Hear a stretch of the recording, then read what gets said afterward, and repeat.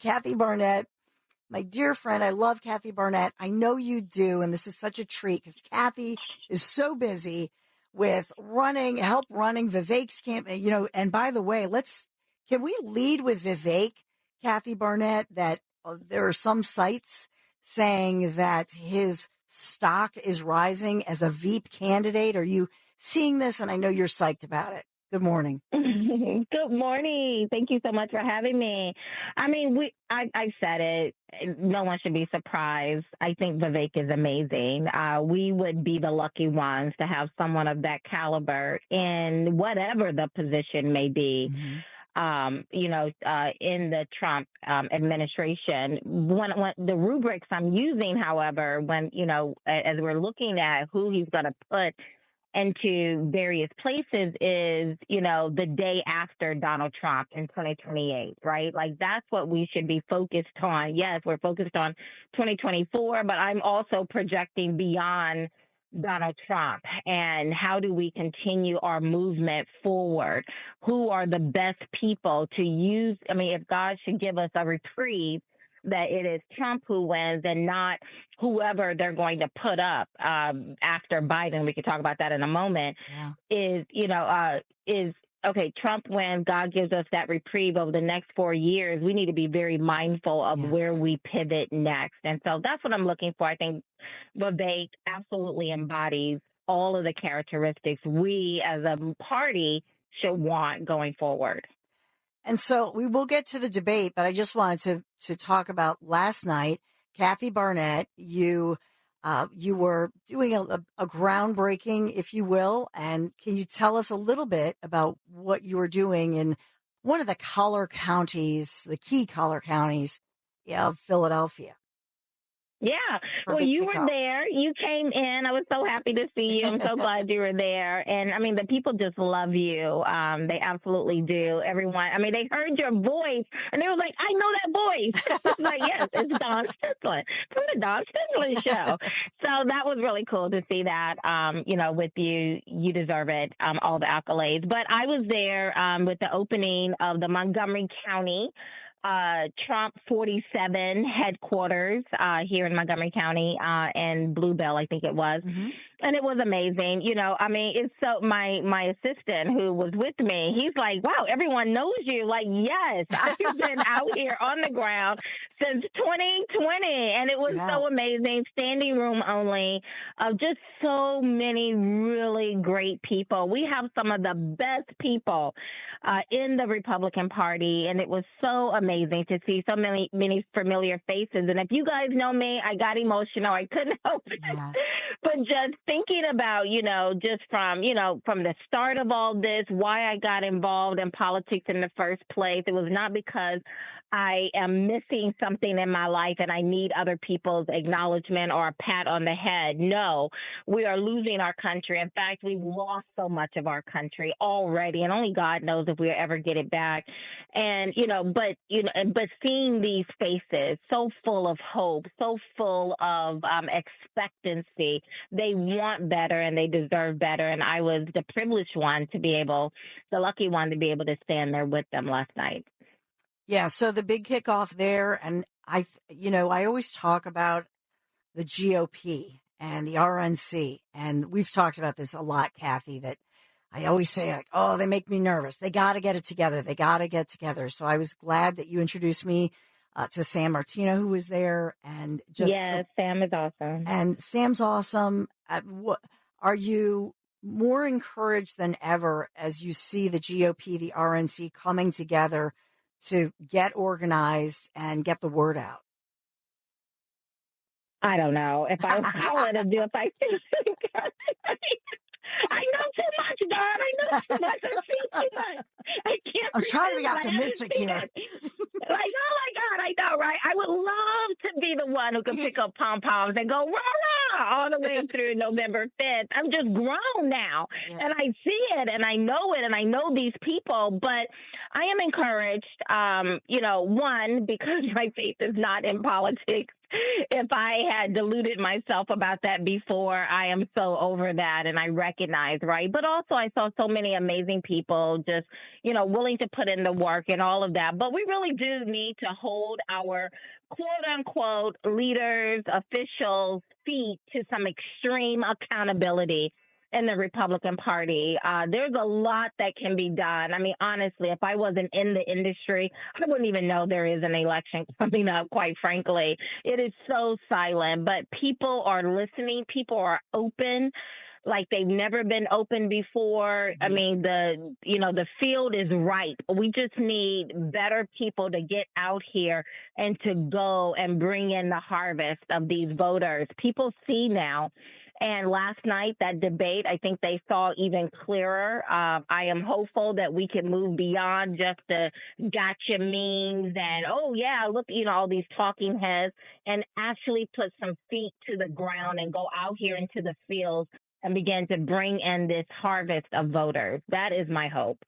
So I just want to get your reaction, and we'll play some of the, we have so many audio clips of last night's debate, but your reaction, painful. yeah.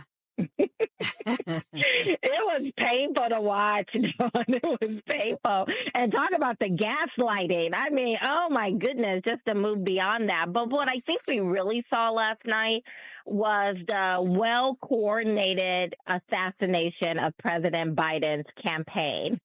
Now, I know all of these talking heads out here on the left, they're, acting like they're so surprised, like they didn't know this man has dementia or that they didn't know something was wrong with him. They're all acting like, oh, my God, this is my first time seeing it. No, these people already knew. But Biden and Jill Biden specifically, they just won't shut up and go away. And so what I think we saw last night was a very well-coordinated takedown of this campaign, right? So now everyone is showing aggressive panic. Oh my God, we got to save the democracy. So I think we're going to continue to see that over, like their DNC convention is rather late. It's after hours. It's in almost mid to late August. Yes. And so right now, these people have 130 days to figure out who their real candidate is going to be on the Democrat ticket. And God forbid, they will not allow it to be Joe Biden. But they talked about this, the very first one to talk about this early last year, that it is not going to be Biden on that ticket. Now, many of us have talked about Gavin Newsom, but I mean, God, look at California. Do you think the rest of the nation want themselves to become California? No. We talked about Michelle Obama, but literally, I hate leaning into the overused trope, but she is truly just angry, right? And so we don't really want that either. Here's a twist for you, Don, and to your listeners. I think it's going to be Josh Shapiro. I mean, he is like the white version of Obama. He's the white Obama. Is what I'm going to start calling him, right? He looks like a clean slate, and when you look at what just happened in New York with Bowman, Congressman Bowman, losing that seat in a very heavily Jewish district, the Jews just can't take what they've seen with the border, what they're seeing with all this anti-Semitism, with the fact that they believe if they vote for Biden, they're really voting for Kamala. They can't stand her. And so Bowman lost his race in New York because the Jews just cannot stomach all the anti-Semitism. Yeah. So the Democrat Party has a Jewish problem. And I believe Josh Shapiro solves that Jewish problem for them. Plus, he appears to be to those who don't know better, a blank slate, which of course is what Obama ran on. I'm a blank slate for you to write on. We knew this man wasn't a blank slate. He went in with a bunch of hell and foolishness in office. That's what I think we're going to see. And this morning I wake up to none other than Josh Shapiro making his rounds on all of the left-leaning things. So I think between now and August 19th, they are going to be pushing their person. I think their person is going to be Josh Shapiro. I think he's the perfect Manchurian candidate to come up like a dark horse and to take that position. You. Kathy, what do you think were the best moments, the worst moments did Trump have a great moment or a bad moment for you? And of course, with Biden. I mean, overall, it was painful. It really was painful to watch. I mean, Biden, his mumbling, constantly repeating himself, staring off into the distance, disoriented, incoherent, mumbling all over the place. The idea. It was just hard to watch, to keep your eyes fixed on a train wreck happening is very difficult to do. I thought it was kind of funny when Donald Trump was like, I don't even know what he said. I don't even think he knows what he said because he's just mumbling.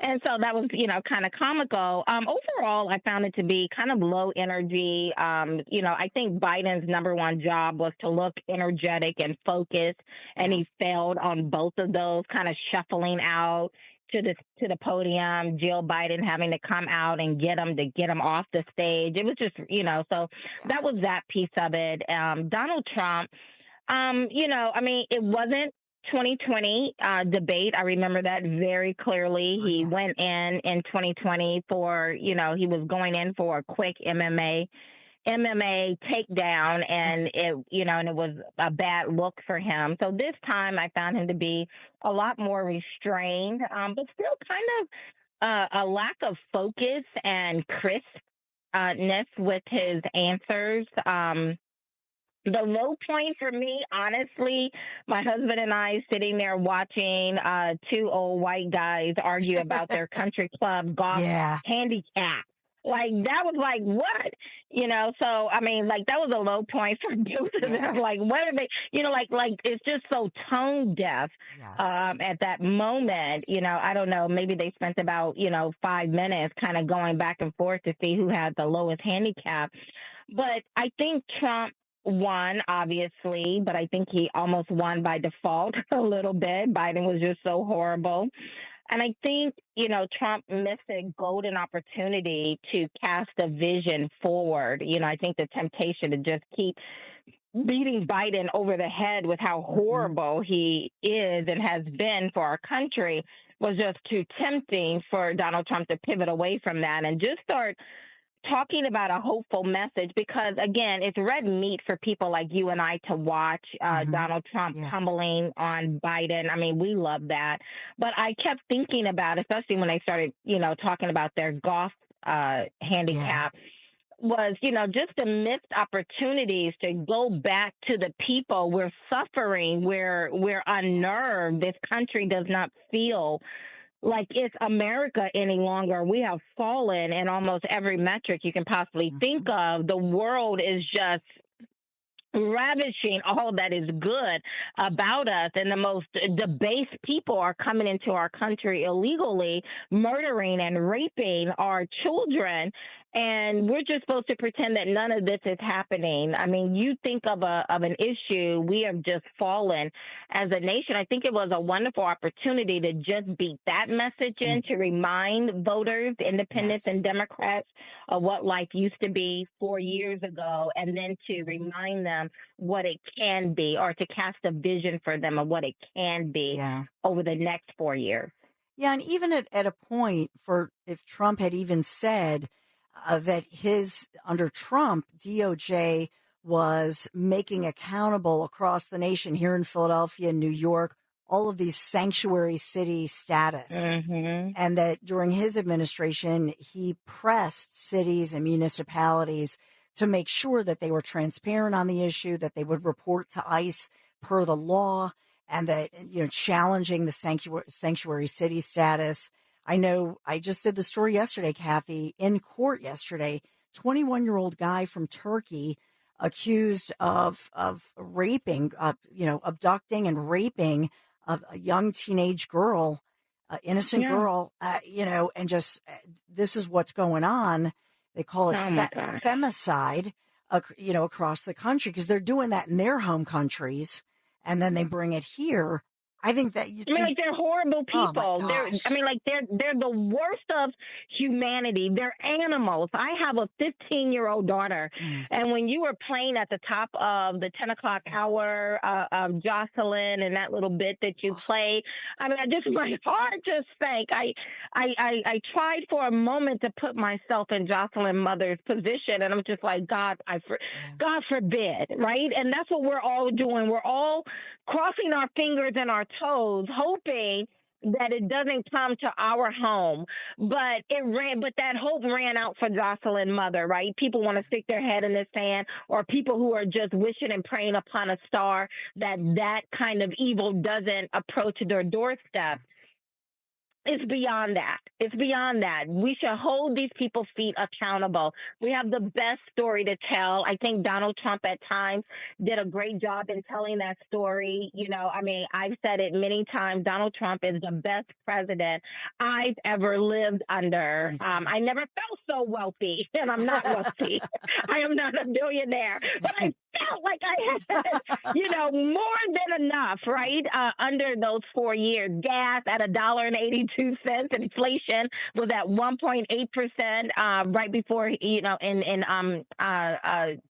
on January 6th, right before. I thought that was a brilliant piece. I wish he would have honed in on it when they asked him about January 6th, and he started enumerating how great life was on January 6th when he was still in the office as president. And so, so there were some really good moments that Donald Trump had. I think it could have been even better and really solidified himself, just having a hopeful vision going forward. Amen. Kathy Barnett, tell people I subscribe to Kathy's podcast. If you haven't, your podcast's the best. So tell everybody again where they can find you. And I know you're doing a lot. Yes, I am so excited. My podcast, especially on YouTube, is blowing up, and I'm so excited. And it is because of you guys who are listening. So please, wherever you listen to your podcast, whether it's Apple or Spotify or Rumble or YouTube or the innumerable other places, please go. Hit the subscribe button, hit the notification button, leave a comment, like it, dislike it, but let me know. And all of these things, it adds up in the algorithm, and it continues to push the content